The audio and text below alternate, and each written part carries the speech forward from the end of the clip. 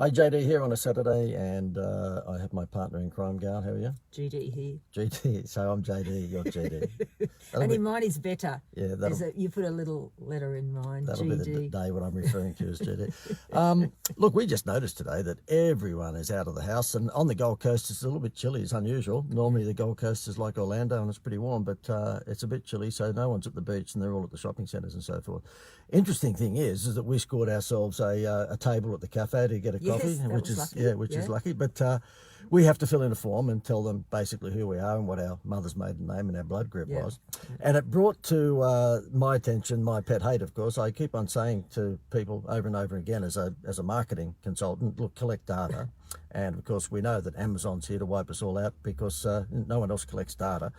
And it's interesting. You cannot go to a restaurant or a cafe at the moment, if you're one of the lucky 10, without them collecting all of your details. So hallelujah, they've been forced to do it by the government. But the crazy part about it is I bet you when this all sort of goes away, they'll throw those bits of paper out. I was just going to say that they'll keep them for the moment and then they'll ditch them. It's just crazy. And they won't put them in any system. Yep. Just nuts. But anyway, can you imagine that if indeed they had been collecting data, this is a restaurant or cafe, up until now, that when the rules get relaxed more and they can have 50, for example, New South Wales able to have 50 people in their restaurant coming up soon, they could then text all of those people who are on their list to say, look, come back to the restaurant. We've got a special deal on our desserts for evening meals or whatever it might be. Anyway, enough of that. But the interesting thing, I got I think it was, might have been a Facebook post yesterday I saw, which is very interesting. We just walked past a couple of the massage centres in the shopping centre, and they're all open. And this particular message I saw on Facebook yesterday was very funny. Is that how intelligent is this virus? Oh, sorry, imagine a virus that's so intelligent it can tell the difference between grocery stores and restaurants and bars. In other words, there'd never been any restriction on going into Woolworths or any of that sort of stuff. Well, when I say any restrictions, not many. And yet, of course, everything else has been closed. The interesting thing is, at the moment, you're still only allowed to have 10 people in a cafe or restaurant.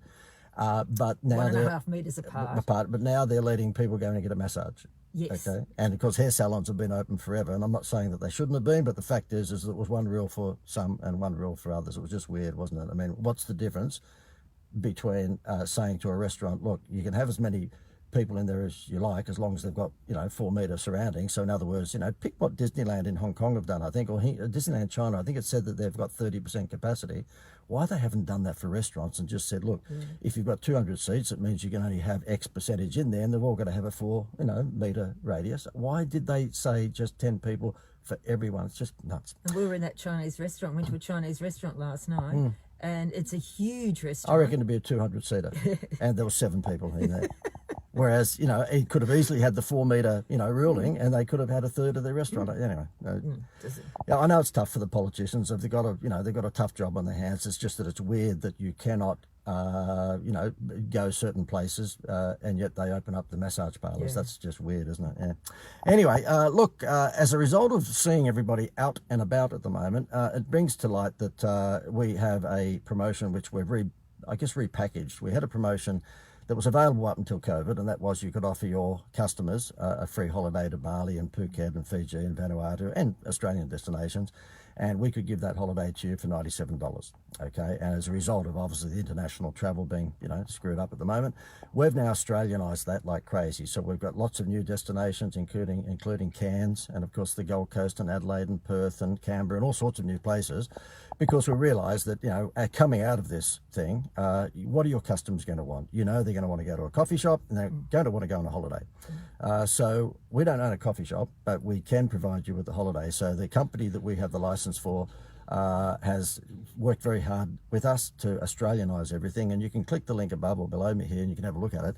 If you believe, like I do, that the first thing that everyone's going to want to do coming out of this is go on a short break, then we've got the answer for you. Am I flogging my own product? Of course I am. There'll be some idiots on here that will type something out. Oh, you're just wanting to make money. You reckon? You reckon? Anyway, so therefore, you think about it. What is the thing that we all want to do, having been cooped up at home for 2 or 3 months?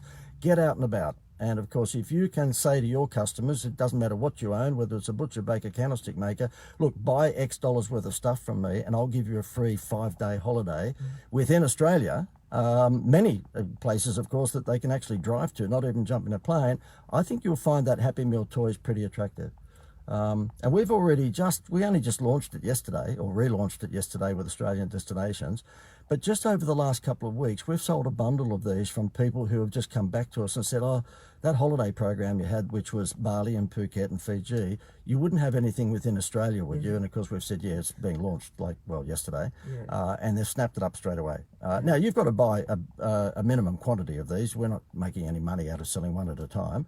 But nonetheless, if you click the link above or below me here, you can go through to our website that will explain everything to you. And if you think about it, your customers, doesn't matter what game you're in. We had a dentist sign up yesterday, and this dentist said, look, I'm going to use it for Invisalign. I charge $7,500 for Invisalign, which is the invisible braces, and every other dentist around me is price discounting. I don't want a price discount. I want a value add. I said, okay, well, this is it. So instead of actually price discounting, he's going to say, get your invisible braces from me, the Invisalign, for the, whatever it is, $7,000 or $7,500, and we'll give you a free Australian holiday for 5 days.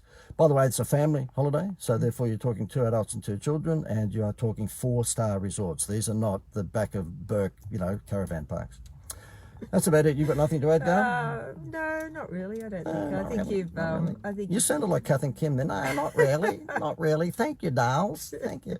Righto, if you're interested in this, then I see here Simon Cryer says he was just talking about me. Oh, that's interesting. I wonder what he was saying. Oh, it'd be bad. It wouldn't be good. I was going to say that. Righto, see you guys. Bye.